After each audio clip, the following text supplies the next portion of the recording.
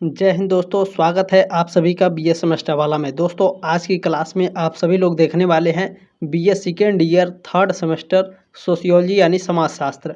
Paper का नाम है social change and social movement in India, Bharat में सामाजिक परिवर्तन और सामाजिक आंदोलन। ठीक है। अच्छा, मैं आपको बता देता हूँ, ये आप लोगों का न्यू बैच स्टार्ट हो गया है। एग्ज़ाम 2024, एग्ज़ाम 2025 और यह जो क्लास है एग्ज़ाम 2026 और एग्ज़ाम 2027 के लिए भी मोस्ट इम्पॉर्टेंट होगी। ठीक है।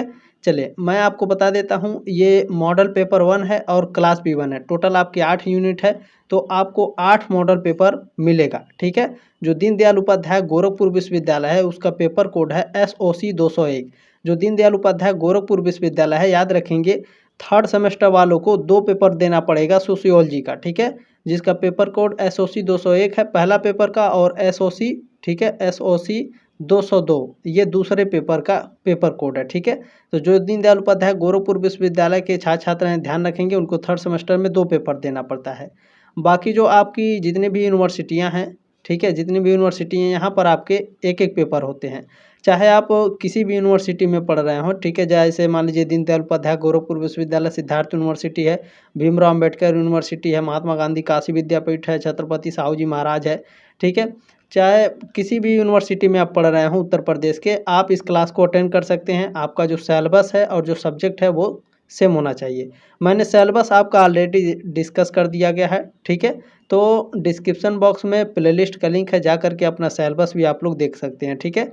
अच्छा, प्लेलिस्ट में मैंने लिखित क्वेश्चन पेपर भी सॉल्व कराए हैं आप लोगों के सोशियोलॉजी के, तो आप लोग जा करके क्वेश्चन पेपर भी देख लेंगे, लिखित क्वेश्चन पेपर जो मैंने सॉल्व कराए हैं। जिन बच्चों का डॉक्टर राम मनोहर लोहिया अवध यूनिवर्सिटी में लिखित एग्जाम होता है, इस बार क्या हुआ है, जो आपका राजा महेंद्र प्रताप सिंह स्टेट यूनिवर्सिटी है, यहाँ पर भी आपके लिखित एग्जाम होने वाले हैं। तो जो बच्चे इन दोनों कॉलेज से हैं वो अपना लिखित पेपर देख लेंगे। ठीक है।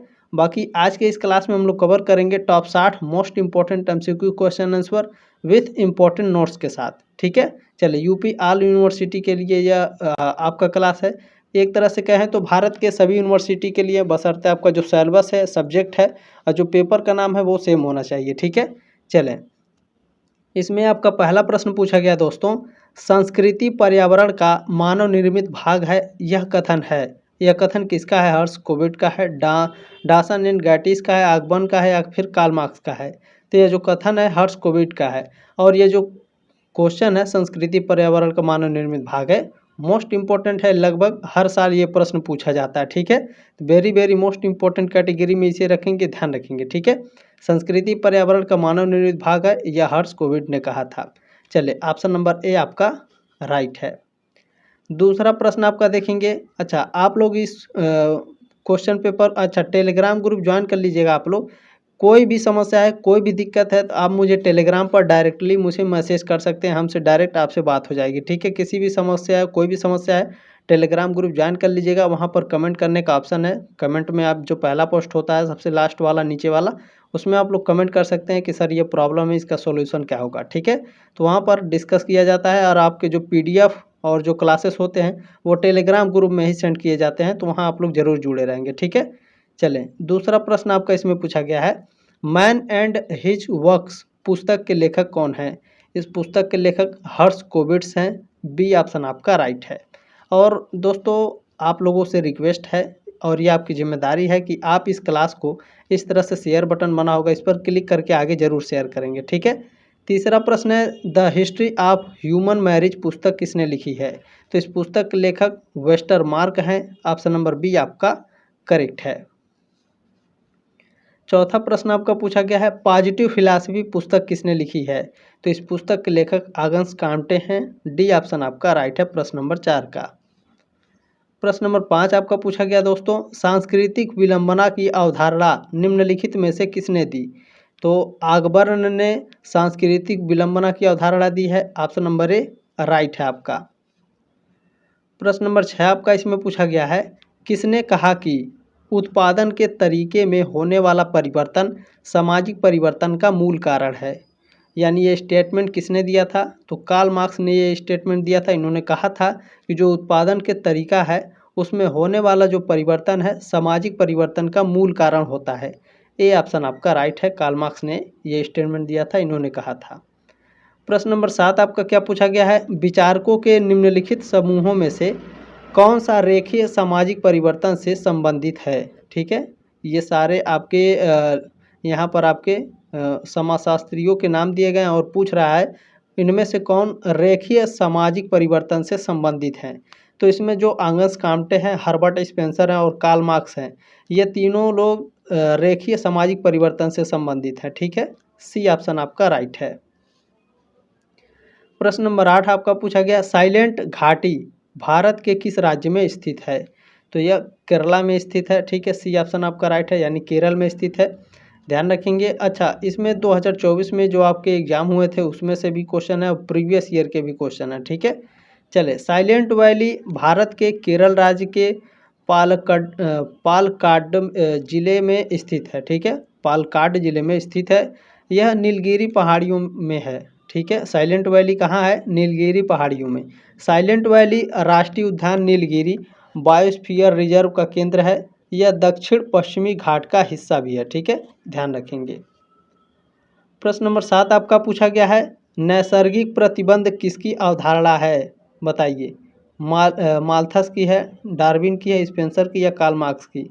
तो जो नैसर्गिक प्रतिबंध है यह आपका माल्थस की है। ठीक है, ध्यान रखेंगे, ये माल्थस की है। ऑप्शन नंबर ए आपका राइट है। प्रश्न नंबर 10 आपका इसमें पूछा गया है, सामाजिक परिवर्तन के लिए जनसंख्यात्मक कारक को किसने उत्तरदायी ठहराया। तो माल्थस व सैंडलर। ठीक है, सामाजिक परिवर्तन के लिए जनसंख्यात्मक कारक को उत्तरदायी माल्थस और सैंडलर ने ठहराया था। डी ऑप्शन आपका राइट है। प्रश्न नंबर 11 आपका पूछा गया है, सामाजिक परिवर्तन की विशेषता नहीं है। इनमें से कौन सा सामाजिक परिवर्तन की विशेषता नहीं है। देखिए, सामाजिक प्रकृति, असमान गति और स्वाभाविक, ये तीनों सामाजिक परिवर्तन की विशेषताएं हैं, लेकिन सरल तथ्य ये आपका सामाजिक परिवर्तन की विशेषता नहीं है। बी ऑप्शन आपका करेक्ट है। प्रश्न नंबर आपका 12 पूछा गया है, कौन सी एक विशेषता सामाजिक परिवर्तन की प्रक्रिया से संबंधित नहीं है। तो देखिए, सार्वभौमिक घटना, निश्चित भविष्यवाणी नहीं, अनिवार्य घटना, ये सभी सामाजिक परिवर्तन की प्रक्रिया से संबंधित हैं। ठीक है, लेकिन जो समरूप गति है ये आपकी जो सामाजिक परिवर्तन की विशेषता की प्रक्रिया है इससे संबंधित नहीं है। तो डी ऑप्शन आपका राइट है। प्रश्न नंबर 13 आपका पूछा गया है, किसने लिखा है कि। ठीक है, यह किसने लिखा कि सामाजिक परिवर्तन का अभिप्राय सामाजिक संबंधों में परिवर्तन है। तो इसको मैकाइवर एवं पेज ने लिखा है। बी ऑप्शन आपका राइट है। इन्होंने क्या लिखा, इन्होंने लिखा है कि जो सामाजिक परिवर्तन है इसका अभिप्राय सामाजिक संबंधों में परिवर्तन से होता है। ठीक है, चलें। प्रश्न नंबर आपका 14 पूछा गया है, निम्न में से कौन सा सामाजिक परिवर्तन का स्वरूप नहीं है। देखें, उद्विकास है, प्रगति और विकास, ये तीनों आपके सामाजिक परिवर्तन का स्वरूप हैं, लेकिन जो प्रतिस्पर्धा है, ठीक है, कंपटीशन जिसे बोलते हैं इंग्लिश में, तो ये आपका सामाजिक परिवर्तन का स्वरूप नहीं है। डी ऑप्शन आपका राइट है। प्रश्न नंबर 15 आपका पूछा गया है, निम्नलिखित में से किसने कहा कि सामाजिक परिवर्तन से हम केवल उन्हीं परिवर्तनों को समझते हैं जो सामाजिक संगठन अर्थात समाज के ढांचे और प्रकारों में घटित होते हैं। तो यह किंग्सले डेविस ने कहा है भैया, इनका स्टेटमेंट है। इन्होंने कहा था कि सामाजिक परिवर्तन से हम केवल उन्हें परिवर्तन को समझते हैं जो सामाजिक संगठन या फिर जो समाज के ढांचे और प्रकारों में घटित होते हैं। ठीक है, सी ऑप्शन आपका राइट है। प्रश्न नंबर 16 आपका पूछा गया, किसने कहा, यह किसका स्टेटमेंट है, समाज परिवर्तनशील एवं गत्यात्मक है। यह जो स्टेटमेंट है मैकाइवर एवं पेज का है। सी ऑप्शन आपका राइट है। प्रश्न नंबर आपका 17 पूछा गया है, यहाँ पर किसने समाज की भौगोलिक निर्धारणवाद का सिद्धांत दिया है। तो यह हटिंगटन ने दिया है। ए ऑप्शन आपका राइट है। ठीक है, ये भौगोलिक निर्धारणवाद का सिद्धांत किसने दिया है, हटिंगटन ने। वेरी वेरी मोस्ट इंपॉर्टेंट प्रश्न है। ठीक है, देखिए, जितने भी मैं मॉडल पेपर सॉल्व कराऊंगा ये जान लीजिए आपके एग्जाम में सारे प्रश्न तो नहीं आते हैं, लेकिन जान लीजिए मॉडल पेपर से बाहर भी आपके नहीं आते। मान लीजिए अगर मैंने आपको 8 में मॉडल पेपर दिया है तो 8 मॉडल पेपर में से ही आपके क्वेश्चन आते हैं। केवल इसमें से ऐसे होते हैं 6-7 क्वेश्चन ऐसे होते हैं जो आपके बाहर चले जाते हैं, ठीक है। तो ये बहुत बड़ी चीज़ है, ठीक है। अगर मान लीजिए आपके 40 क्वेश्चन पूछे जाते हैं, उसमें से लगभग आपके 30 से लेकर के 35 प्रश्न ऐसे होते हैं जो हमारे बताए द्वारा मॉडल पेपर से आ जाते हैं, ठीक है। तो बच्चे ध्यान से आप लोग सभी लोग पढ़ेंगे, ठीक है। चलिए 18वां प्रश्न आपका पूछा गया है, समाज के अधिकांश सदस्यों के संज्ञान में आए बिना जो सामाजिक परिवर्तन होता है उसे कहते हैं। तो उसे सापेक्ष परिवर्तन कहा जाता है। सी ऑप्शन आपका राइट है। प्रश्न नंबर 19 आपका पूछा गया है, वेवलन का सामाजिक परिवर्तन का सिद्धांत संबंधित है प्रौद्योगिकी निर्धारणवाद से, सांस्कृतिक निर्धारणवाद से, आर्थिक निर्धारणवाद से या भौगोलिक निर्धारणवाद से। तो वेवलन का जो सामाजिक परिवर्तन का सिद्धांत है यह प्रौद्योगिकी निर्धारणवाद से संबंधित है। ऑप्शन नंबर ए आपका करेक्ट है। प्रश्न नंबर 20 आपका पूछा गया है, सामाजिक परिवर्तन में बाधा पहुंचाने वाला कारक कौन सा है। तो देखें, रूढ़िवादिता है, निरक्षरता है और निहित स्वार्थ, ये सभी क्या है, सामाजिक परिवर्तन में बाधा पहुंचाने वाले कारक हैं। डी ऑप्शन आपका राइट है, उपरोक्त सभी।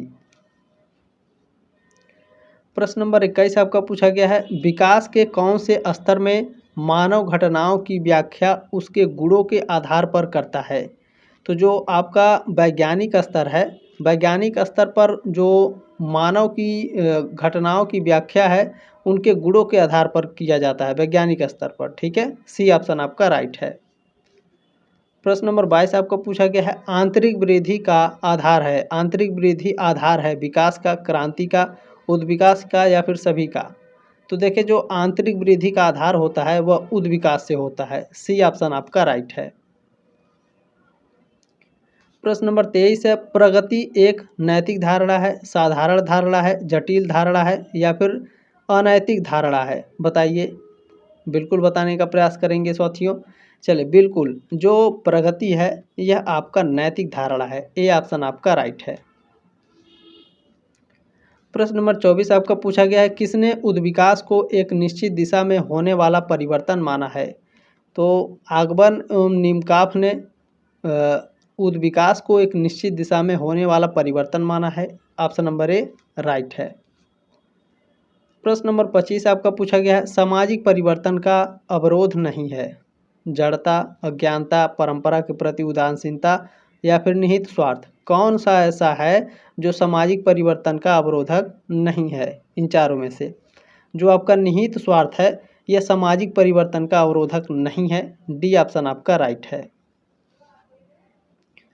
प्रश्न नंबर 26 आपका पूछा गया है, सामाजिक उद्विकास की अवधारणा का प्रतिपादन किसके द्वारा किया गया है। तो सामाजिक उद्विकास की अवधारणा का प्रतिपादन वेरी मोस्ट इम्पोर्टेंट प्रश्न है। इसकी जो अवधारणा है हर्बर्ट स्पेंसर द्वारा दिया गया है भैया। बी ऑप्शन आपका राइट है, ठीक है। प्रश्न नंबर 26 का बी ऑप्शन आपका राइट है। प्रश्न नंबर 27 है, सामाजिक उद्विकास, ठीक है, सामाजिक उद्विकास की अवधारणा संबंधित है, सामाजिक उद्विकास की जो अवधारणा है भैया हर्बर्ट स्पेंसर से संबंधित है। बी ऑप्शन आपका राइट है। प्रश्न नंबर 28 पूछा गया है, ये स्टेटमेंट है, उद्विकास कुछ तत्वों का एकीकरण तथा उससे संबंधित वह गति है जिसके दौरान कोई तत्व एक अनिश्चित तथा असंबद्ध समानता से निश्चित और संबंध विभिन्नता में बदल जाता है। तो यह हर्बर्ट स्पेंसर का स्टेटमेंट है। ऑप्शन नंबर ए राइट है। प्रश्न नंबर 29 आपका पूछा गया है, उद्विकासी प्रक्रिया किस प्रकार से होती है। उद्विकासी प्रक्रिया सामान्यता से विशिष्टता की ओर वाला परिवर्तन है। सी ऑप्शन आपका राइट है। प्रश्न नंबर 30 आपका पूछा गया है, निम्नलिखित में से यह किसका मत है कि समाज का उद्विकास सैनिकवाद से, न्यायवाद से औद्योगिक दिशा में हुआ है। तो ये स्पेंसर का मत है। सी ऑप्शन आपका राइट है। इनका मत है कि जो समाज का उद्विकास है सैनिकवाद से, न्यायवाद से औद्योगिक दिशा में हुआ है, ठीक है। पहले उद्विकास में, उसके बाद सैनिकवाद में, उसके बाद न्यायवाद से औद्योगिक दिशा में समाज का उद्विकास हुआ है, ठीक है। स्पेंसर ने इसको माना है।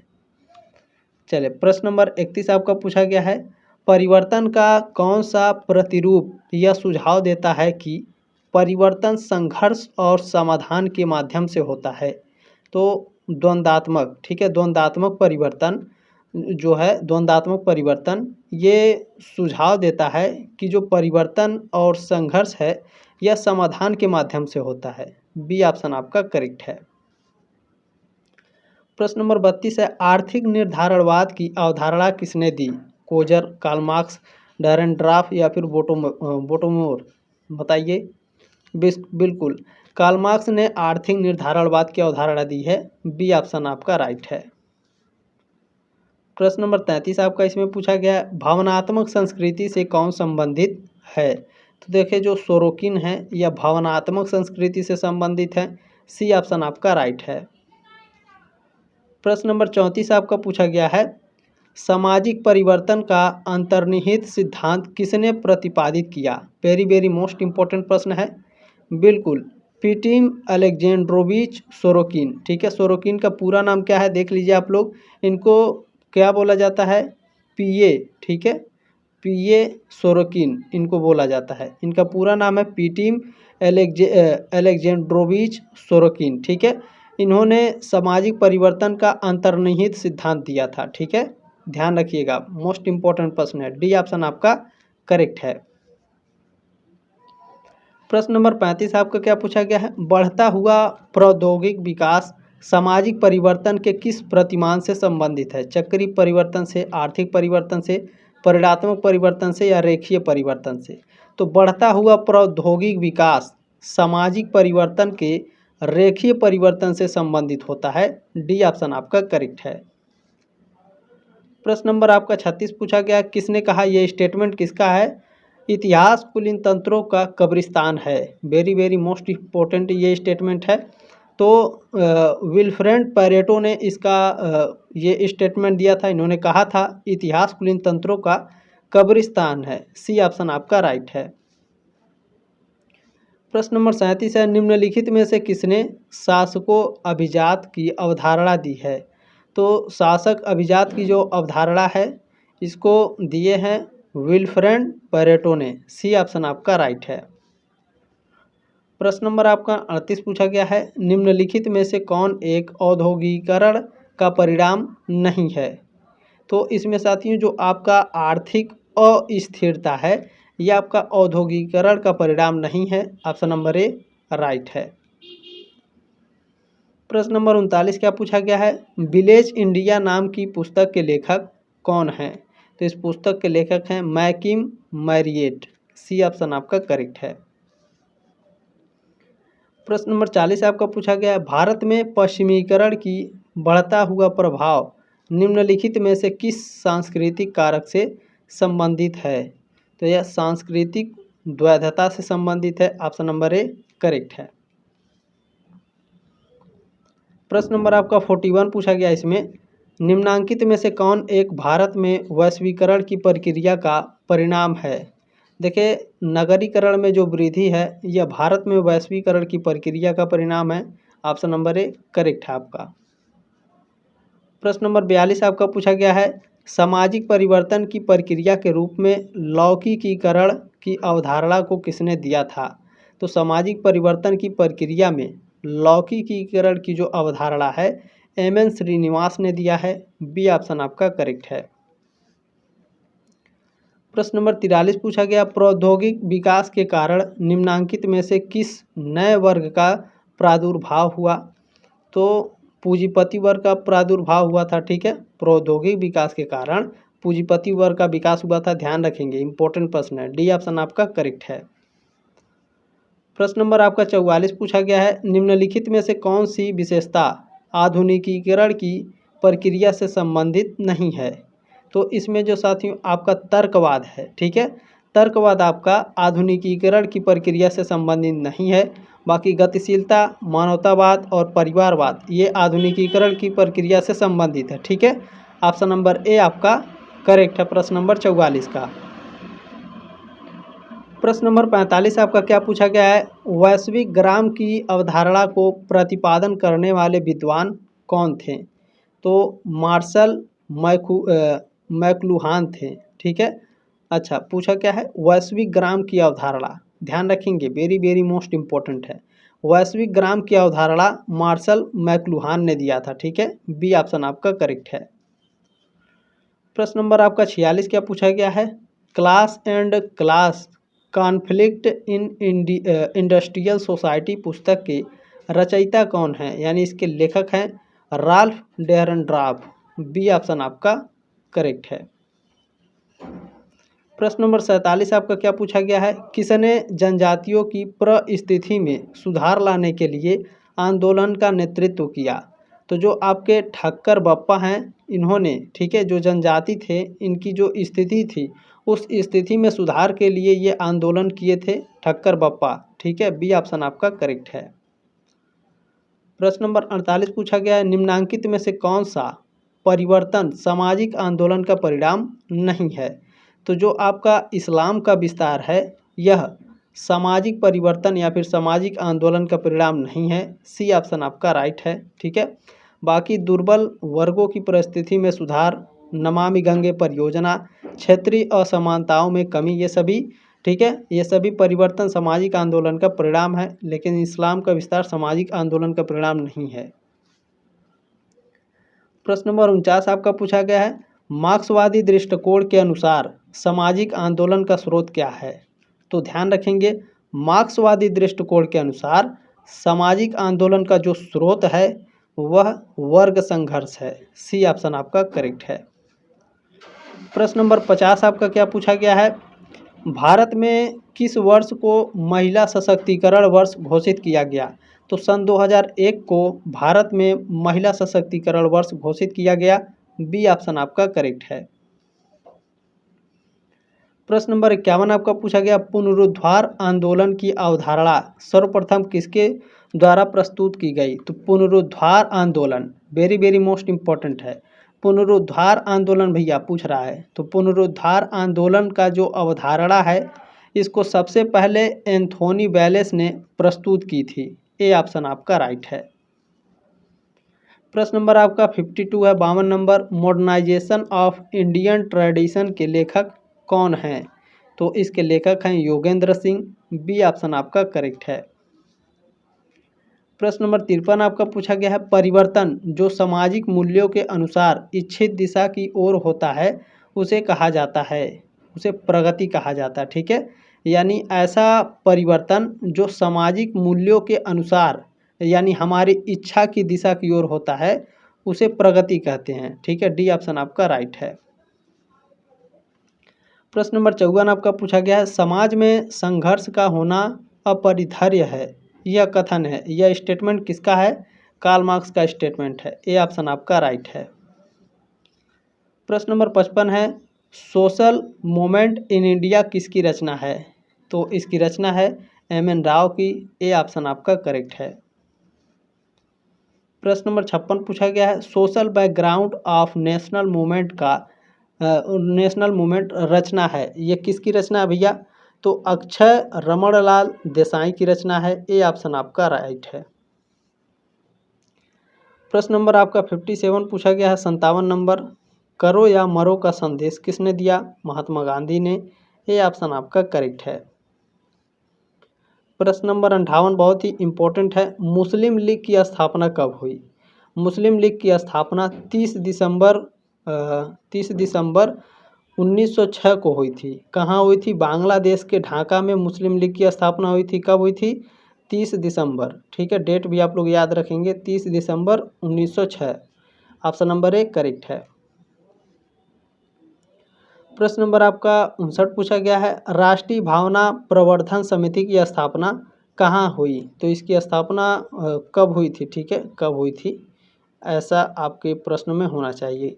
राष्ट्रीय भावना प्रवर्धन समिति की स्थापना कब हुई। 1861 में। बी ऑप्शन आपका करेक्ट है।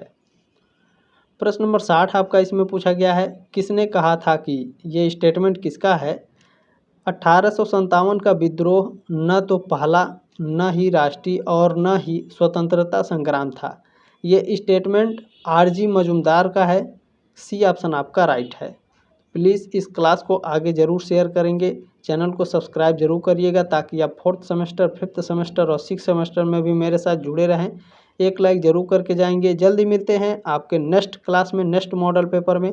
तब तक के लिए जय हिंद, वंदे मातरम।